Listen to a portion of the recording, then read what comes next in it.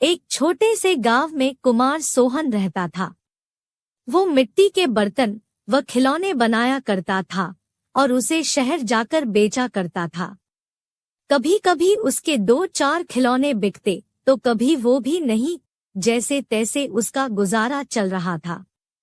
एक दिन उसकी बीबी शीला बोली, सुनो जी, क्यों न शहर जाकर कोई नौकरी ही कर लो। नौकरी करोगे तो महीने के अंत में कुछ धन तो आएगा। बीवी की बात सुन अब सोहन को भी ऐसा ही लगने लगा था, पर उसको मिट्टी के खिलौने बनाने का बहुत शौक था, लेकिन हालात से मजबूर था। बात तो तुम सही कह रही हो, पर कैसे उस हुनर को छोड़ दूं, जिसका नमक हम लोग अब तक खाते आए हैं। मैं जानती हूँ आप बहुत मेहनत और लगन से खिलौने बनाते हो, पर बाजार में बिक्री ना होने से अब हमारा गुजारा नहीं होता। अब तो यह हालत हो गई है कि रसोई में अन्न का एक दाना भी नहीं बचा। ठीक है, मैं कल सुबह ही शहर जाकर कोई न कोई नौकरी तलाश करता हूँ। अगले दिन वो शहर के लिए रवाना हो गया और एक व्यापारी के पास वह नौकरी करने लगा। सोहन वहां नौकरी करता तो जरूर था, पर उसका मन अभी भी अपने चाक और मिट्टी के खिलौनों में ही रहता था। समय बीतता गया। एक दिन शहर में जहां वह काम करता था, उस मालिक के घर पर उसके बेटे निखिल का जन्मदिन था। सब महंगे महंगे तोहफे लेकर आए। सोहन ने सोचा, क्यों ना मैं मिट्टी का खिलौना बनाऊं और बच्चे के लिए लेकर जाऊं, वैसे भी हम गरीबों का तोहफा कौन देखता है। यह सोचकर वह मिट्टी का खिलौना बनाया और बनाकर जन्मदिन पर ले गया। जब दावत खत्म हुई तो निखिल की नजर उस मिट्टी के खिलौने पर पड़ी। उसे वो हाथ में उठा लिया और खुश होकर और भी बच्चों को दिखाने लगा। खिलौना सभी बच्चों को बहुत पसंद आया और जिद करने लगे कि उनको भी वैसा ही खिलौना चाहिए। यह सब देख सभी मेहमान एक दूसरे की तरफ देखने लगे और एक ही बात पूछने लगे, अरे वाह, इतना शानदार तोहफा कौन लाया है? इतना महंगा तोहफा ये किसने लाया होगा? ये खिलौना तो शायद आपका नौकर सोहन लाया है। इतना सुनते ही सब हैरान हो गए। सभी एक दूसरे का चेहरा देखने लगे। तभी मालिक बोला, सोहन सोहन तो बहुत गरीब है, इतना महंगा खिलौना कहाँ से ला सकता है?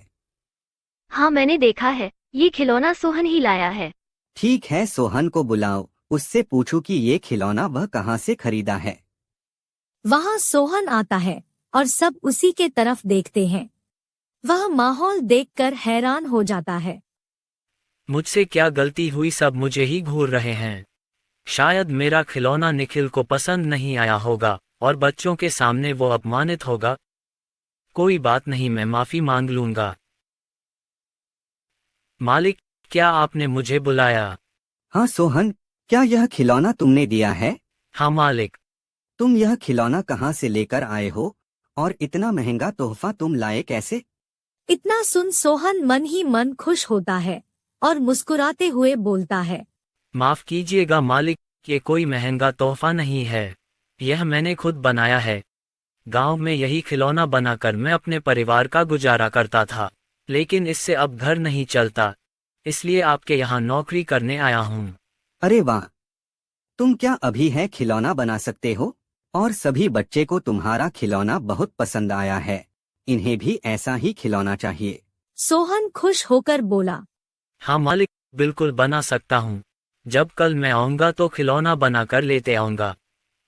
अगले दिन सोहन ने शानदार रंग बिरंगे खिलौने बना कर दिए। यह देख मालिक ने सोचा, क्यों ना मैं खिलौने का भी व्यापार करूं। वह अपने बीवी से बोला, सुनीता, सोहन खिलौना बहुत अच्छा बनाता है, उसे खिलौना बनवाकर शहर में उसका भी व्यापार कर लें। उसे सोहन को उसके मनपसंद का काम भी मिल जाएगा और उससे अच्छी तनख्वाह भी मिल जाएगी, साथ ही साथ एक मोटी रकम हम भी कमा लेंगे। ये तो अच्छा विचार है जी। यह सोच मालिक ने सोहन को खिलौना बनाने के काम पर लगा दिया और बदले में हर महीने अच्छी खासी तनख्वाह देने लगा और रहने को घर भी दिया। यह सब पाकर सोहन और उसका परिवार बहुत खुश हो गया और सोहन को उसके मनपसंद का काम भी मिल गया। दोनों हंसी खुशी रहने लगे।